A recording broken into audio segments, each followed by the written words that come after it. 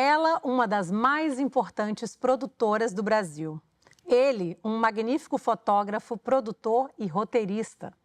Juntos, o casal soma o maior número de realizações cinematográficas do país. E sem eles, o cinema brasileiro não seria o mesmo. Lucy e Luiz Carlos Barreto são os nossos convidados de hoje no Cine Resenha Especial. Muita honra ter vocês dois aqui hoje, viu? E esse ano, o Barretão completou 95 anos de idade e a Lucy, 90.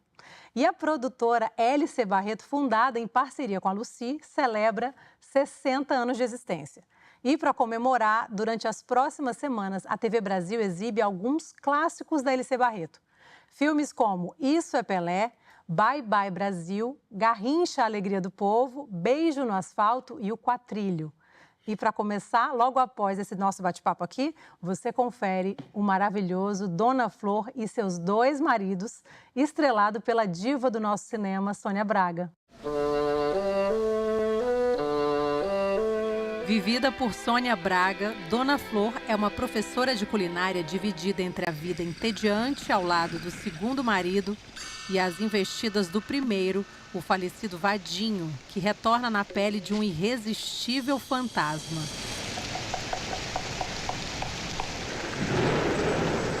Baseado na obra de Jorge Amado e dirigido por Bruno Barreto, Dona Flor e seus dois maridos figurou por muito tempo como a maior bilheteria do cinema nacional, tornando-se um dos maiores sucessos da produtora LC Barreto.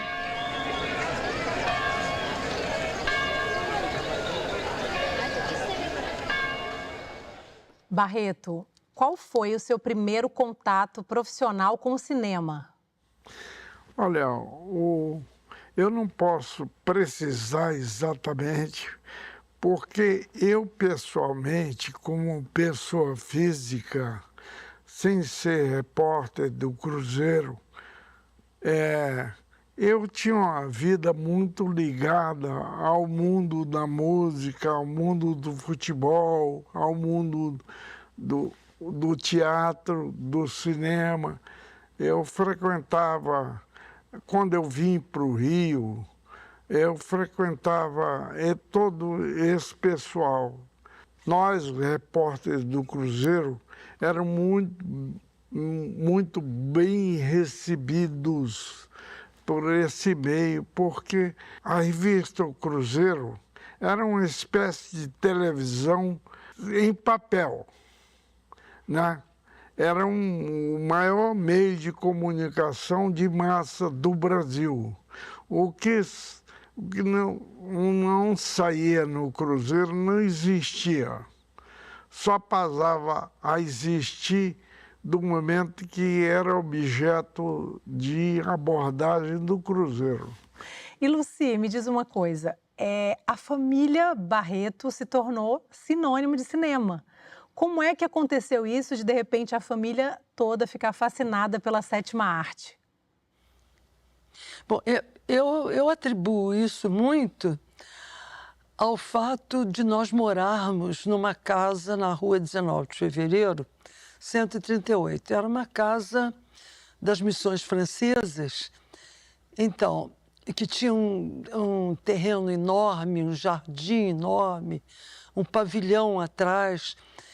E essa casa acolheu a primeira moviola que chegou ao Brasil, a moviola horizontal. Era uma Steinbeck. A partir disso, então, lá foram editados alguns filmes do cinema novo. Foi editado Os Fuzis, do Rui Guerra, O Circo, do Jabor, Vidas Secas, de Nelson Pereira.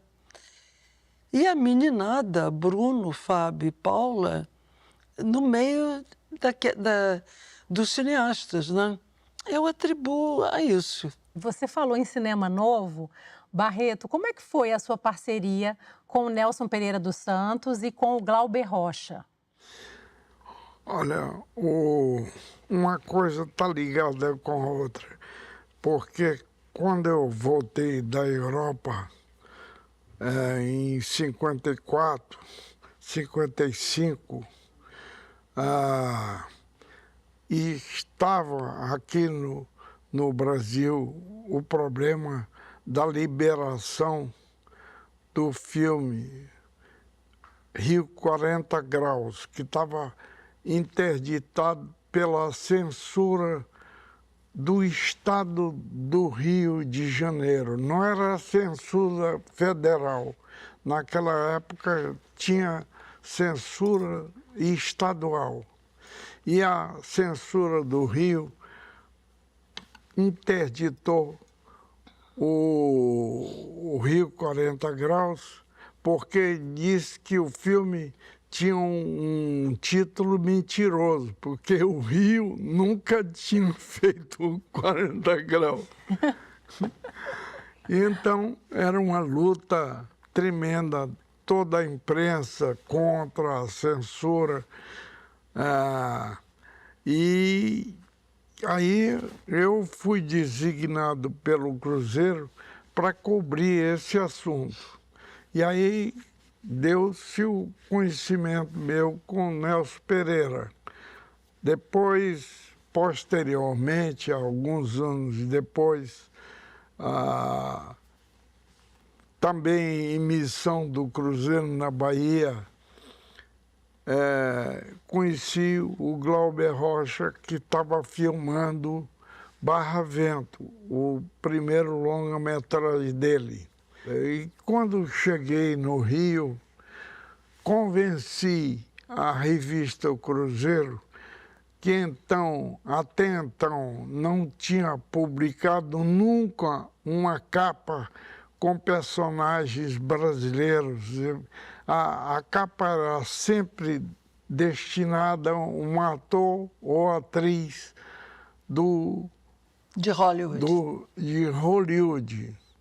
Então, eu tinha uma foto da Helena Inês, que era atriz e mulher do Glauber, junto com a Luísa Maranhão, e essa foto eu convenci a direção do Cruzeiro de publicar a capa. Quando publicamos a capa, o Glauber enlouqueceu. Fez uma carta dizendo que começou a Revolução Cultural no Brasil, né? E quando veio editar o filme, ficou morando lá em casa, na nossa casa. Aí o Glauber começou nos delírios dele, me fez a apresentação ao Roberto Faria, exigindo que eu escrevesse o roteiro do Assalto ao Trem Pagador, que era um projeto do Roberto Faria, e exigindo que eu fizesse a fotografia de Vida Seca. Então, o Nelson ia fazer o Vida Seca em Alagoas. Aí eu descrevi o Nelson e Glauber. O Glauber propondo essa loucura de eu fotografar o filme, mas eu não entendo nada de cinema, não sei fotografar luz artificial. Eu sei trabalhar com a luz existente, seja de manhã ou de noite. Eu não sei iluminar, eu não sei usar filtros. Eu gosto da fotografia bruta como ela. Aí o Nelson, é isso que eu quero. E você vai ter que... E aí eu me tornei fotógrafo do cinema.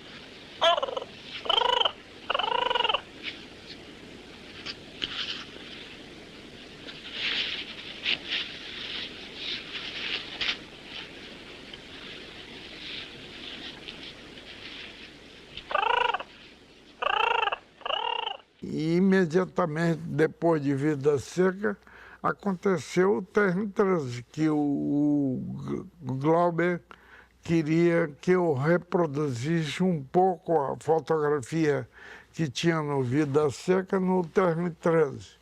Por coincidência, esses filmes se tornaram, anos depois, numa pesquisa que foi feita pela revista inglesa Sight and Sound, como entre os 100 melhores filmes que deveriam ser preservados de um desastre atômico. Eu tenho muita honra de ter tido a oportunidade de participar desses filmes. E, ao mesmo tempo, como dizia o Glauber, descolonizar a fotografia brasileira. Ô, Lucy, me diz uma coisa, como é que foi produzir um filme tão emblemático como Bye Bye Brasil? Olha, eu diria para você que foi dos mais de... Eu não sei quantos filmes eu produzi, viu?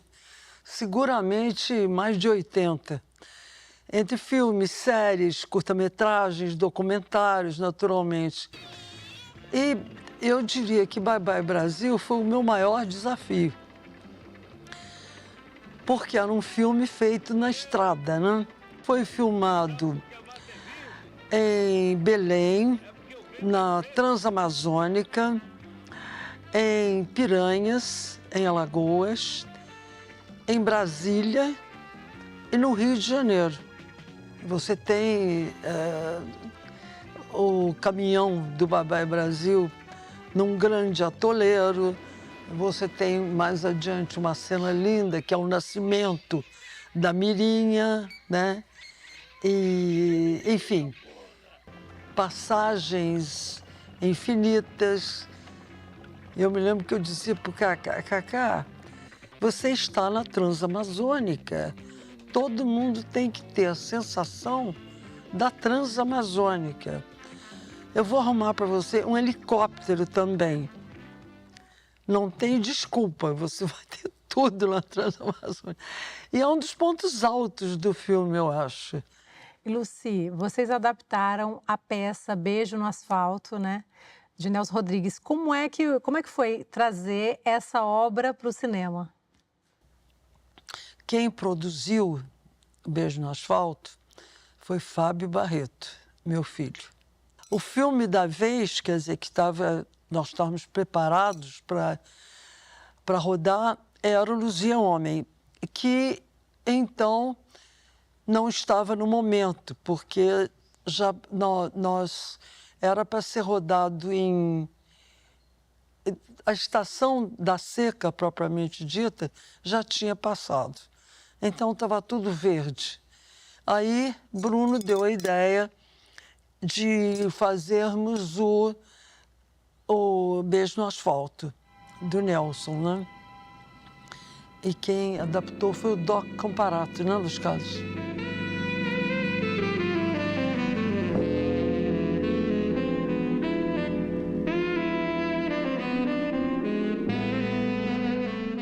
E aí, o Fábio produziu o Bruno. Legal. Quem produziu o Beijo no Asfalto foi o Fábio. Quer dizer, o Bruno que um pouco produziu o Fábio no Luzia Homem, foi o Fábio que produziu o Bruno no Beijo no Asfalto, do Nelson Rodrigues. Por falar em Nelson Rodrigues, é verdade que foi ele que deu o apelido de Barretão? Foi ele, porque nós íamos todo domingo ao Maracanã. E eu dava carona para ele no transporte que o Cruzeiro me fornecia para eu ir Maracanã. Eu pegava todo domingo o Nelson na casa da mãe dele, no Parque Guinle. E o Nelson, quando eu cortava o cabelo, que aparecia de cabelo cortado, mas Barretão, não faça isso, não... E você corta o cabelo, vira um barretinho. Fica com o cabelo cortado de gerente de banco. Então, guarda esse cabelo de barretão, a sua força está no cabelo. Muito bom. Então, isso depois foi o Nelson que inventou esse negócio de barretão, mas quem divulgou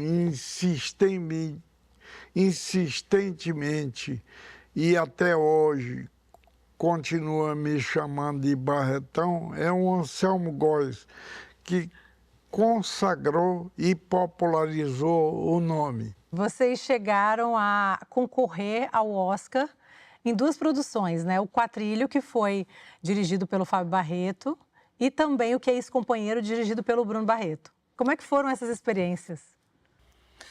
Nossas experiências foram muito enriquecedoras, né?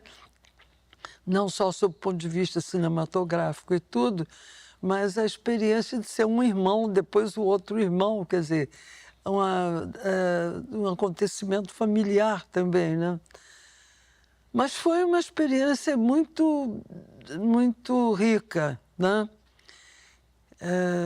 Levar o Quatrilho, né? Todas as entrevistas, as coletivas de imprensa.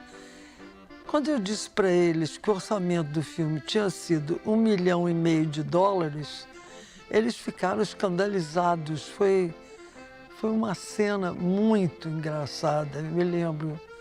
Eu estava na coletiva de imprensa que eu produzi o Quatrilho, né? E o Fábio também. Então a gente se divertiu muito. Olha, eu não sei se vocês estão gostando desse papo tanto quanto eu, mas a gente precisa fazer uma pausa rápida, mas daqui a pouquinho a gente volta com mais Cine Resenha especial.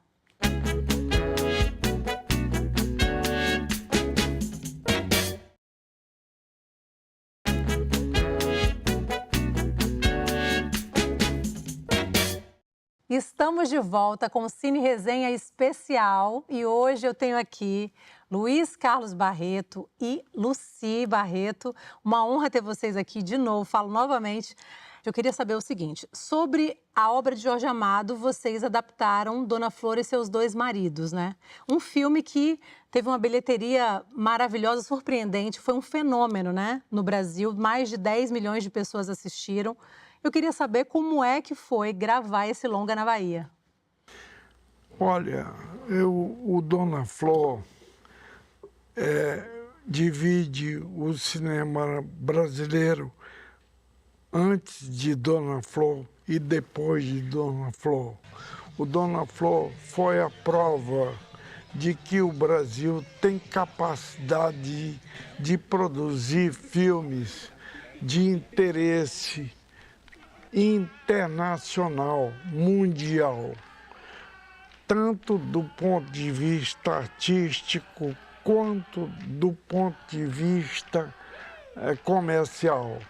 O filme como Dona Flor e outros mais que foram penetrar no mercado internacional, o Dona Flor abriu o mercado americano e o mercado europeu também, não só de cinema, como em televisão. Eu quero perguntar o seguinte, Lucy, qual é o segredo para uma produtora se manter por 60 anos no mercado, como a LC Barreto? E para o Barreto eu quero perguntar o seguinte, como é que você enxerga o futuro do cinema brasileiro? Quem começa? Bem, eu diria, antes de qualquer coisa, nós estamos celebrando esse ano os 60 anos. Nós vamos ser homenageados, eu diria nós não, porque nós fazemos cinema brasileiro. Então, o cinema brasileiro vai ser homenageado com uma retrospectiva no Lincoln Center, em Nova York. Estaremos também no Festival de Berlim, Berlim Classic, né? E estaremos também no Festival de Cannes com alguns títulos restaurados, transportados para 4K. Vamos ser homenageados também na Inglaterra, no London Film Festival, assim como na Espanha e em Portugal. Quer dizer, é o valor que é dado à produção brasileira, porque os nossos filmes não são LC Bahia, são filmes brasileiros, porque o cinema vende a cultura do país, vende a paisagem, a música, a comida, a vestimenta, enfim, a cultura do país.